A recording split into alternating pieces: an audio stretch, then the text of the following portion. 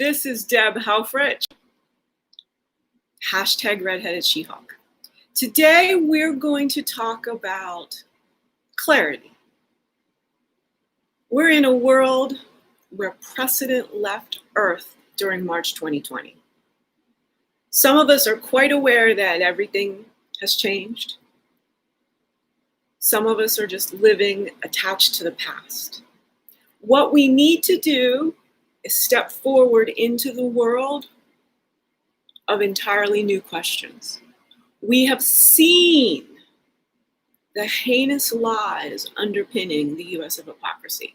We have come to understand that thinking the way we did, proceeding the way we did, behaving the way we did, interacting the way we did, dialoguing the way we did, it's all insanity created by the delusion of white superiority.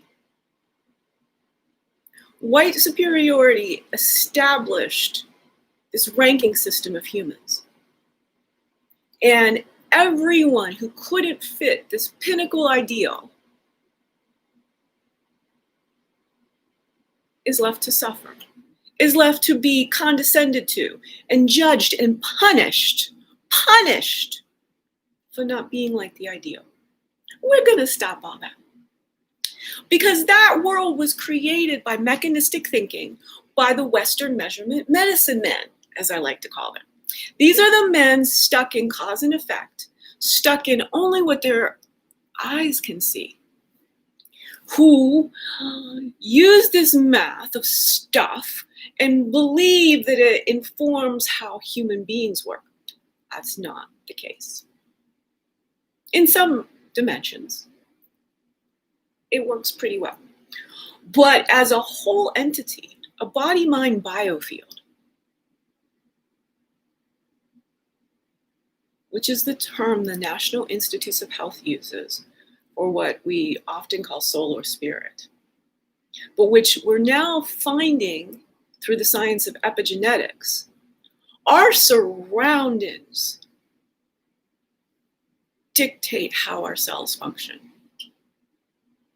We're finding this every which way you want, whether it's childhood trauma, whether it's the stress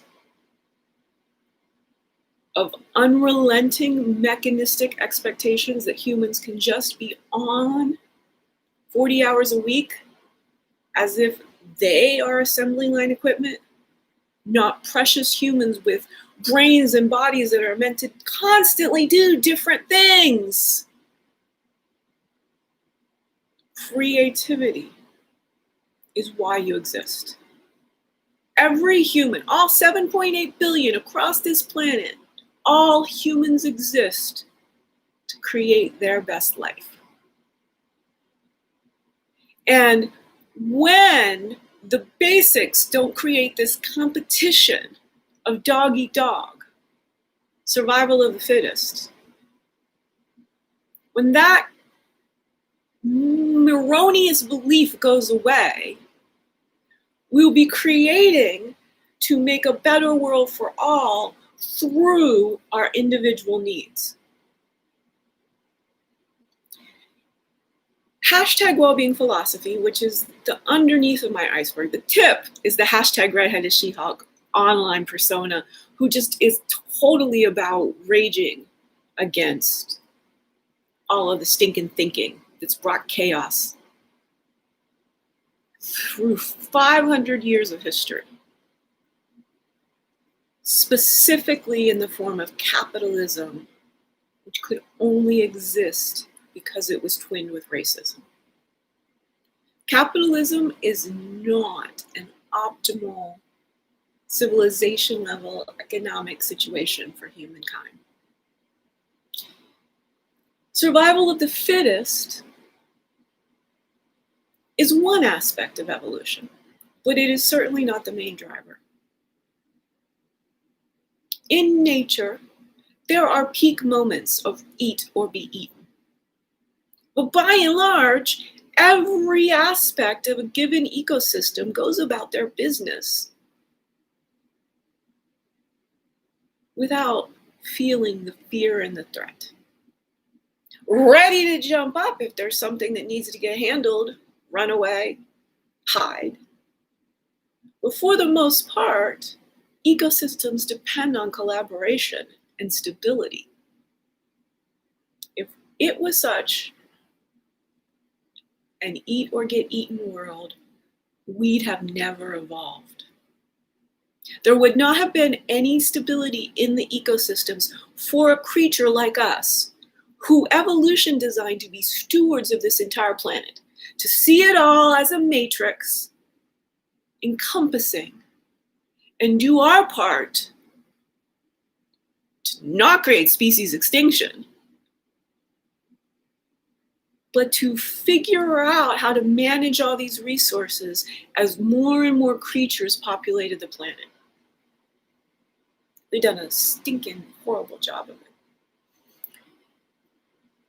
The legacy of colonialization is just heinous. It basically has affected every human into this judgmental, certain really good things are, in order to live, you must have a job. Otherwise, you're going to be judged, this, or the other thing. In order to live, you must have right livelihood. You must have work that feeds your soul, allows you to express your own uniqueness. The only reason I don't have a job is because there are no jobs for philosophers. I've had to invent and create and figure out through a lot of complexity how to best offer my gifts to the world. This is not about self-indulgent. If I wanted to be self-indulgent, I'd just go and stayed doing software consulting. But that wasn't enough, and it shouldn't be enough for anybody. Everyone should be, and by that I mean I was dead in every job I had. Not an iota of my precious brain capacity was ever used. For some people, that isn't the case. For some people, the challenge of the group, the teamwork, the projecting, that's very much something that can really spark a human. That I'm an outlier does not make me a criminal, does not make me somebody who deserves to have her life ruined from bankruptcy. It makes me somebody experiencing civilization collapse and saying, I have this vision that is important to share.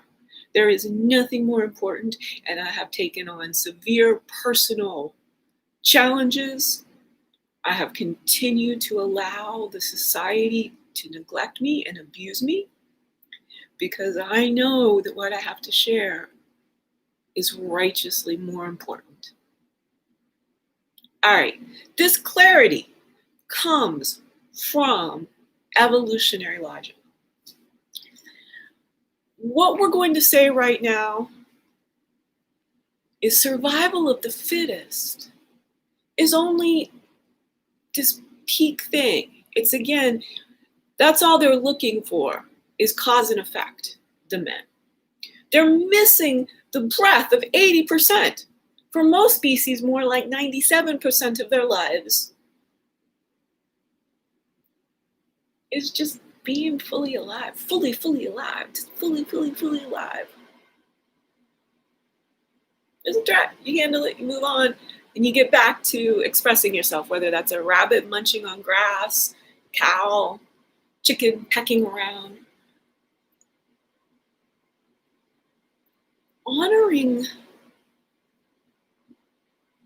that every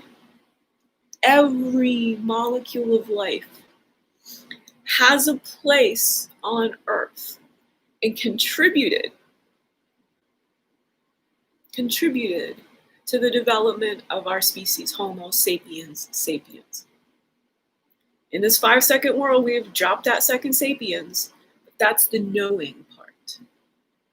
It's the intelligence part, that's the PQ part, the philosophical quotient part. the creatively analytical thinking. Now, we think of creativity as making up stories about wizards and becoming really rich. Again, that's the survival of the fittest. It's the pinnacle. We always love to just, this great thing. But most of us are down here dealing with creativity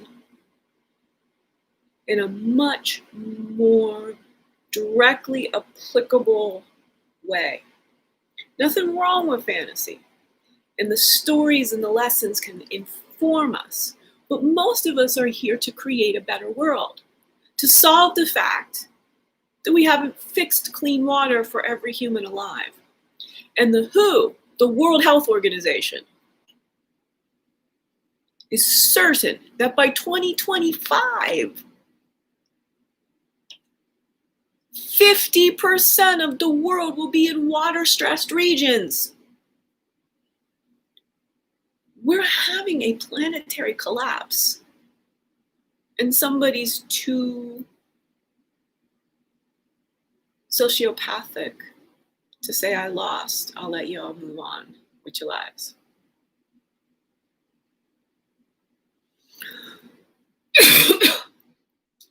We're here to collaborate. You can see just, whoa.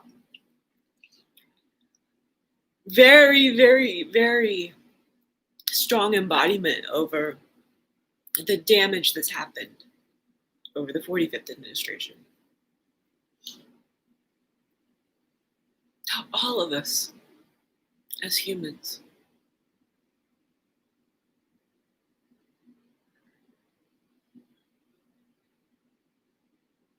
You don't have to just believe me about there being a lot more collaborative basis. You can go get any evolutionary biologist.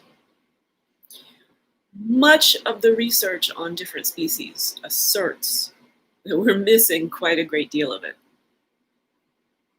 We don't have to invalidate survival of the fittest to acknowledge it's a relatively rare occurrence, and that bunnies live for their lifetime, and cows live for their lifetime, chickens live for their lifetime in nature.